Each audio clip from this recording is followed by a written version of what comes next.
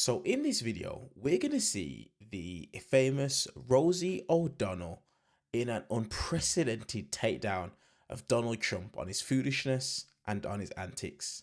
As usual, let's watch the video in full, and then I'm going to give you guys my thoughts towards the end. I think I see on my laptop here, this is going to feel like it's right out of the Jim Acosta Show on Substack. We're bringing in a live guest, my friend, your friend. It is the wonderful and talented Rosie O'Donnell. There she is.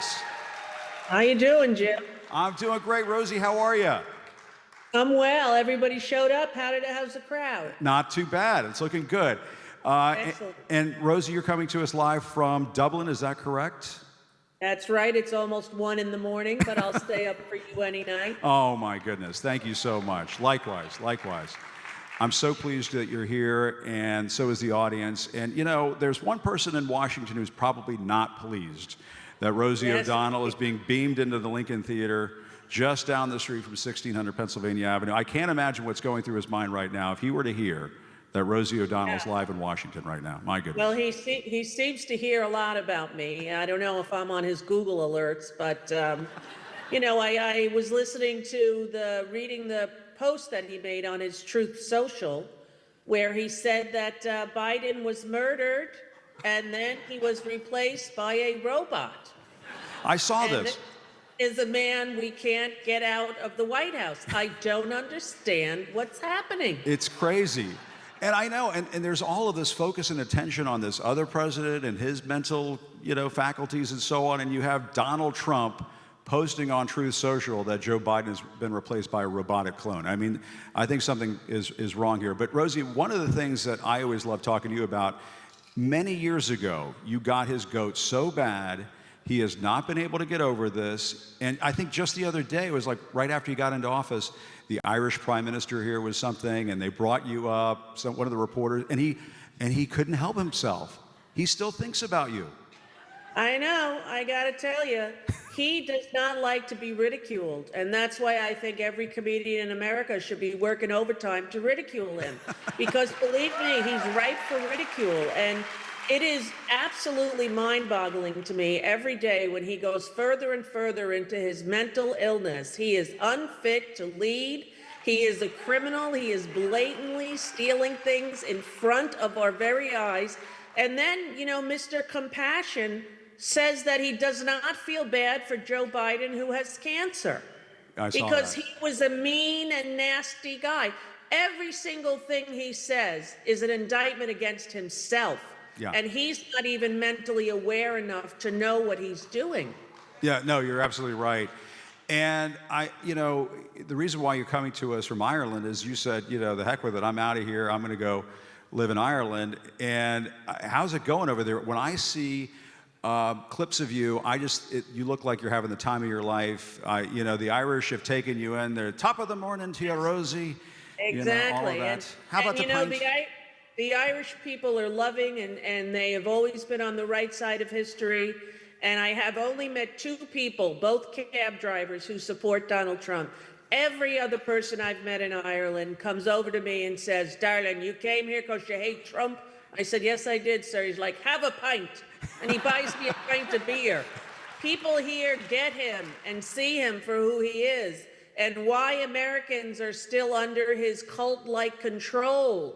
It is unbelievable to me. It really boggles my mind. And with his selling us things every 5 minutes, and now he's going to have this military parade on his birthday, and that is also Obama Day for everyone on the internet watching this. It's Obama Day, where you post nothing but Obama pictures, and that's what I think we need to do. Okay, very interesting. Yeah, what do you think about that, Rosie? He's going to throw himself this big military birthday party like Kim Jong-un. I think he thinks the ICBMs are going to be rolling down Pennsylvania Avenue or something like that, and he'll salute, something, I don't know what. But what's with this guy? He is honestly psychotic. I think the man is mentally delusioned, living in his own reality. He has no understanding of the world, of empathy, of compassion, of basic humanity. Yeah. He is really a mentally ill person. And it was, you know, there were so many doctors who came out when he was in the first go round with this insanity, when he wasn't even on hyperdrive like he is now, older and less wise.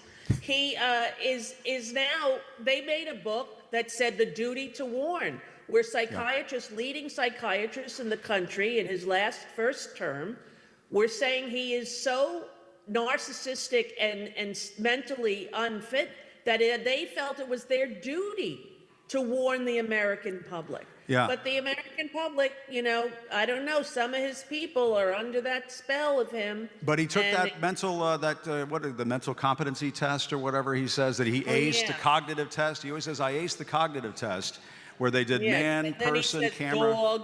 Dog, brush, man, north, south. I mean, the fact that he doesn't have the intellectual capacity to understand what a moron he is.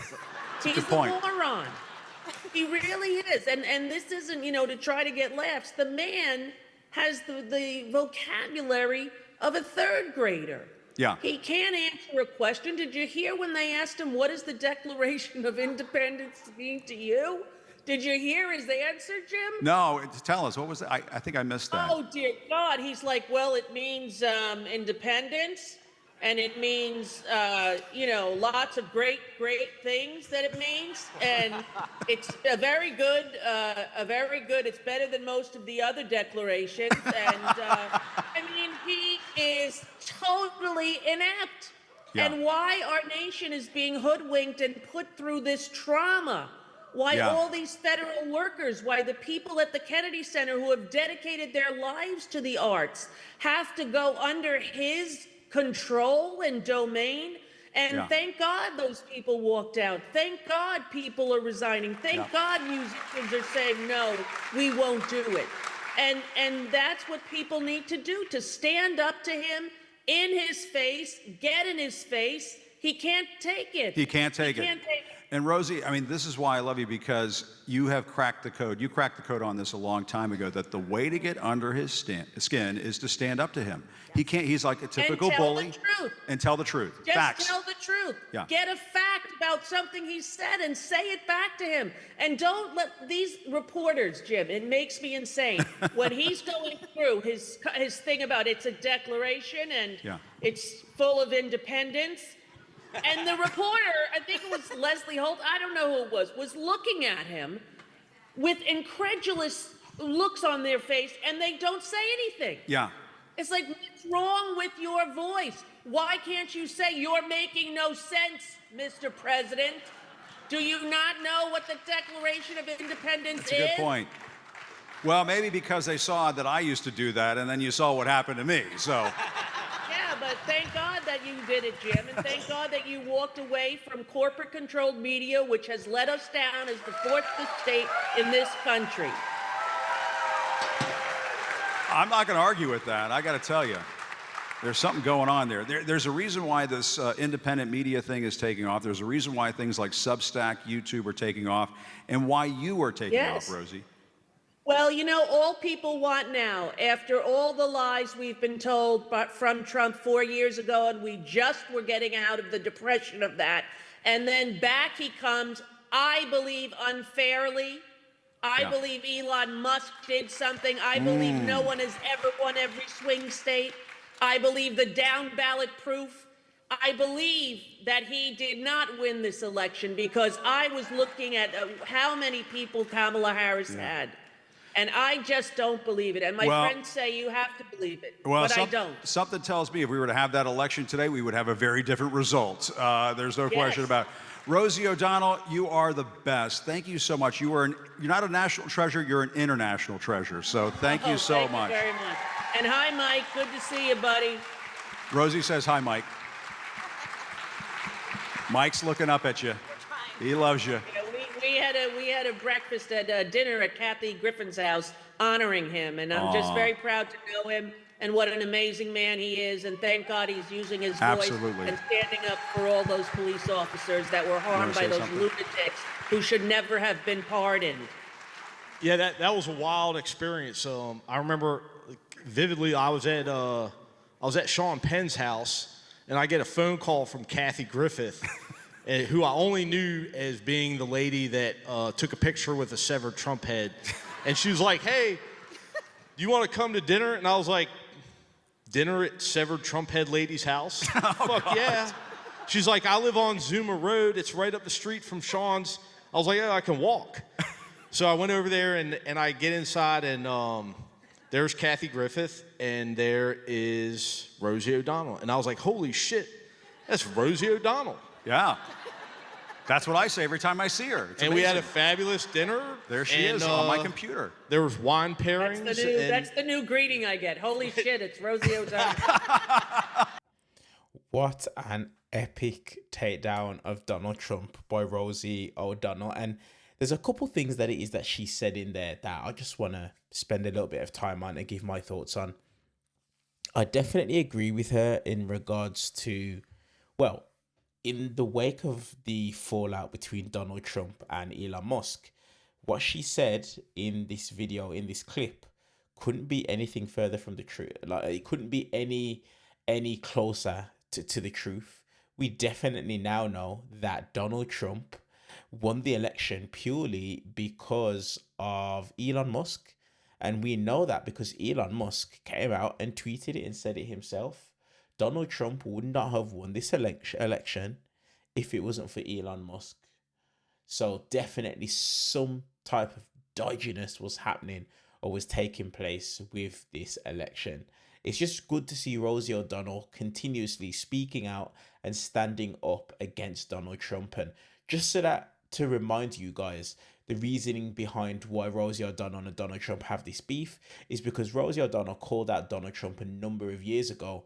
And as a result of that, Donald Trump has continuously gone after Rosie O'Donnell, almost to the point, as you can see on the screen, the reason as to why she's coming into the show via a video call is because she's actually fled America and she now lives over my side of the pond in Ireland.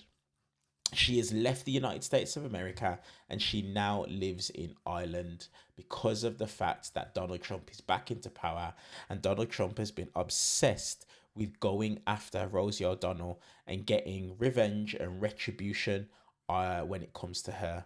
But guys, let me know your guys' thoughts about this epic takedown of Donald Trump from Rosie O'Donnell. As usual, I want to hear your guys' thoughts and your opinions on what it is that she had to say and what it is that she done within this video. While you guys are down there, hit that subscribe button so that you can become part of the family. You know, I definitely appreciate that.